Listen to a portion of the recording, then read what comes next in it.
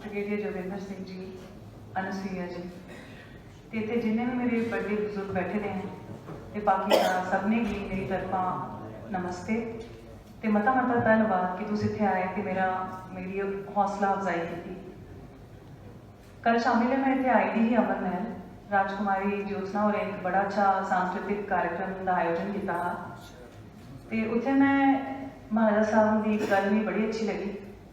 वो असें दसा दे हे कि कियां डोगरी भाशा आस्ते एक बड़ी मुहिम चली ही, आंदोलन चला हा, तां जाइए डोगरी भाशा 8वें शेड्यूल च आई सकी। इसके कन्नै मेरी भी याद कनैक्टेड है महाराजा साहब।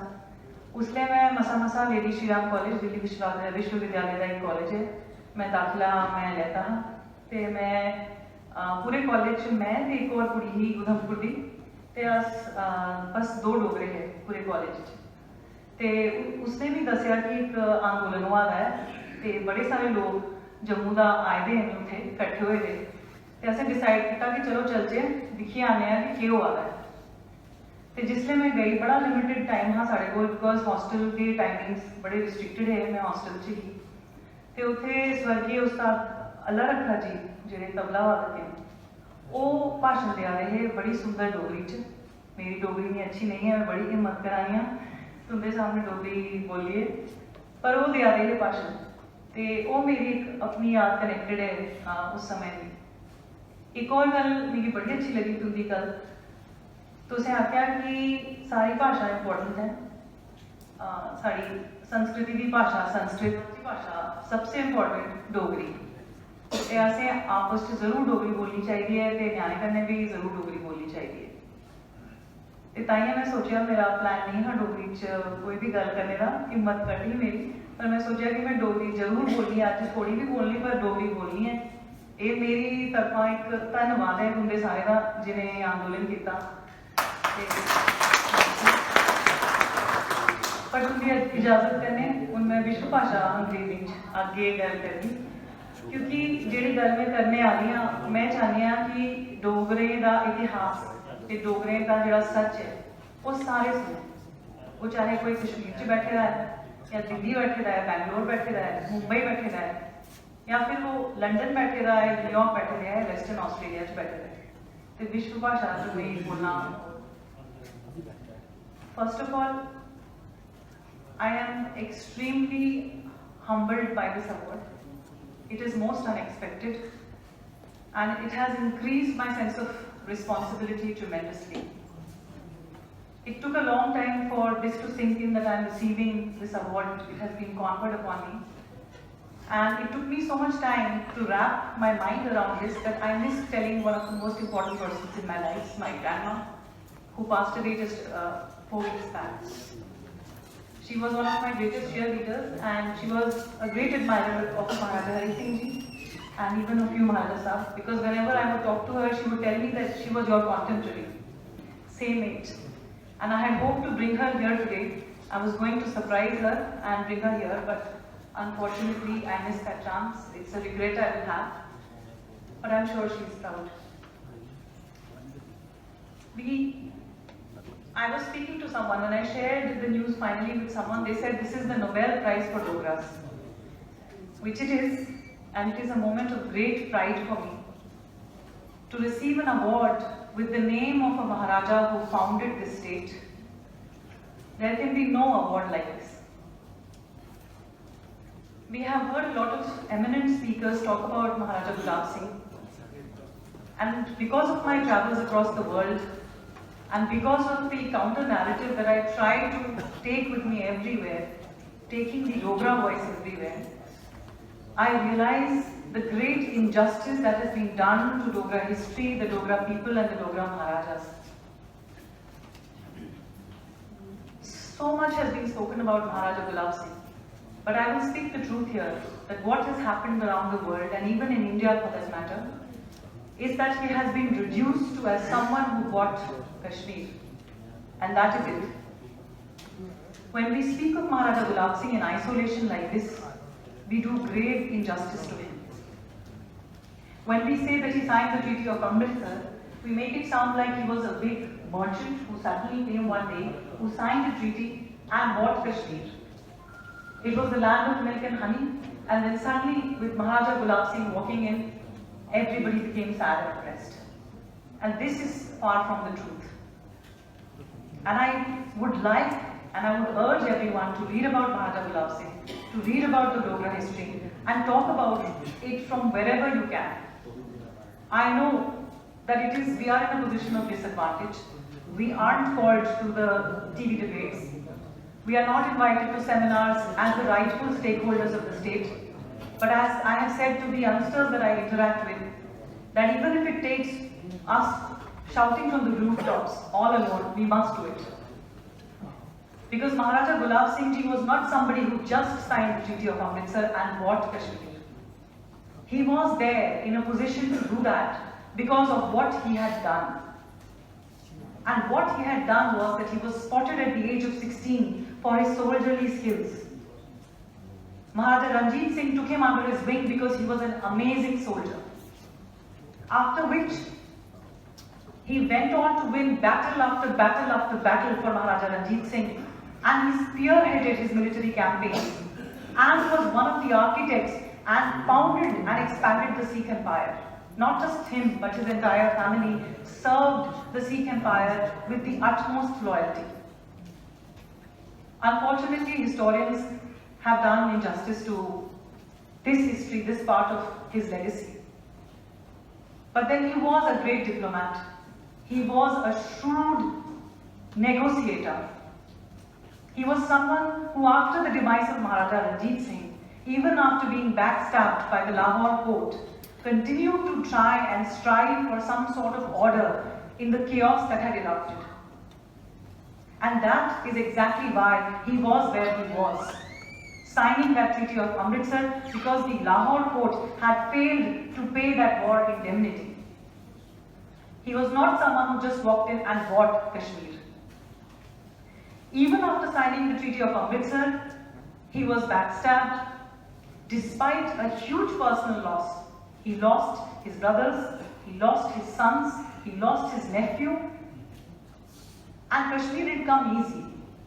It came at this high price, and then there was the Battle of Mysuma, where he lost a lot of his trusted generals. And when he walked into Kashmir, everything was not hunky-dory, everything was not nice. People had been suffering because of the misgovernance. There was absolute oppression, economic strangulation, religious persecution. The governors of the Sikh Empire, Sheikh Imamuddin and Sheikh Moinuddin, had trampled across Kashmir and there was rampant poverty. That's when Maharaja Gulab Singh walks in. He does his best to course correct. The shawl industry was suffering. This was the largest industry in Kashmir, but it was suffering because of high taxes. The weavers were enslaved by their masters. They did not have the freedom to choose and change their employers. Maharaja Gulab Singh changed that. He fixed the minimum wage to 4 annas. And this is how this revamping and redesigning of the shawl industry was one of his brilliant administrative contributions for Kashmir. Not just this, there was rampant criminality in the hills. He reduced that considerably. Even the financial system, he redesigned it on the lines of the Mughals. Because of these corrupt governors, a lot of land had been given away as political favors.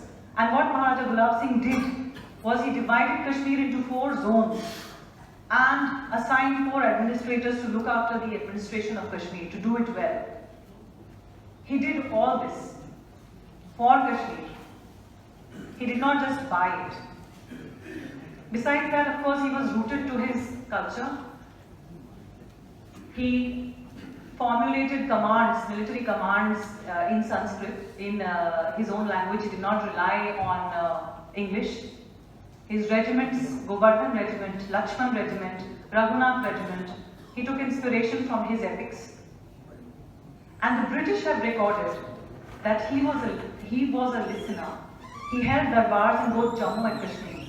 And when I say that the Britishers have recorded it, we must remind ourselves that they were no friends of his. Because within 3 years of ceding this territory to Maharaja Gulab Singh and his successors, the British realized that it was a huge mistake. Geostrategically, Jammu and Kashmir was so important for them. And when we say that he had bought Kashmir, we should also remind ourselves that he became the Raja of Jammu when he was just 30 years old. By the time he was 50, because of his policy of consolidation and expansion, Kashmir was just one small territory that he added to what he had already made. He had taken over Baltistan. He had reached up to Western Tibet. And even the Britishers had to admit that he was someone who was accessible and who listened to his people. This is all recorded. This is not my fantasy or my wishful thinking. And despite conspiracies after conspiracies, because the Britishers wanted that territory back, he held on. He outfoxed the British diplomats. He outfoxed the Britishers. And then went on to rule this vast empire. And there are many parallels that have been drawn occasionally that, he was like Hyder Ali or he was like someone else. But the fact remains that he stood alone in a region and he was the only one who rose from the ranks and expanded the boundary of India to the northernmost frontiers. No one else had done that. And why is it important to remember him? Why is this award such a great honor? Because it reminds us and it inspires us that there was a Maharaja Gulab Singh, a mere mortal like us, who faced a very, very turbulent time. He lived through a turbulent time. He faced so many odds. And despite that, because of his soldierly skills, because of his statesmanship, because of his negotiation skills, he rose above all the odds. And so can we.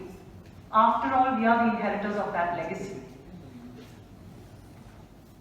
This award, when I heard about it, I was thinking what it means for me and how did I come to receive it. I fell back upon our Shastras which say that when somebody is appreciated or encouraged, two things happen.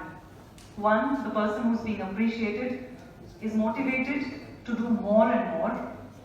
Second, the people who are watching this appreciation are inspired to do similar work. To receive this means a lot. And I owe it to Maharaja Gulab Singh. It might sound cliche, but I live and reside in London at the moment. And the love and respect that I have received from POJKians, people living or from Pakistan-occupied Jammu and Kashmir, is not because I am Manu Khajuria or because of the little that I do, but because of Maharaja Gulab Singh and Maharaja Hari Singh Ji especially. They talk of him, they remind me of this cultural connect, and this is where we bond. Believe me, they are protective about me because I am a Dogra woman, their sister. And the only thing common between us, despite our political differences, is that we both love Maharaja Gulab Singh Ji or Maharaja Hari Singh Ji. This has happened, this connect, this love and respect has happened because of them. So I thank the Maharaja Gulab Singh Committee, I thank Maharaja Sahib for giving someone like me this award. When I think that the odds or obstacles that I have faced as a woman, and as a Dogra, sometimes we all feel very alone in the work we do. The only thing that has driven me on is that I cannot quit because a lot of youngsters are watching me. So somewhere today, even in this audience, I know that there is a young woman or a young man who has the potential to do 100 times more than I will ever do. They will see this happening today and they will feel that they can also be here one day. And this is what makes me the most happy. So besides the fact that I am here also because of my parents and my family, my husband who is the wind beneath my wings, my children who were here visiting Amar Mahal only this August, my extended family, the people whom I work with, who share this selfless love, the team of Voice of Dogras, who are passionate, who do not expect anything in return but just want to work for their people and their land. Only because of them this work is possible. I thank all of them and I see this award as a prasad, as a blessing from Bhagwan. So thank you very much once again. I promise to work only harder. Namaste.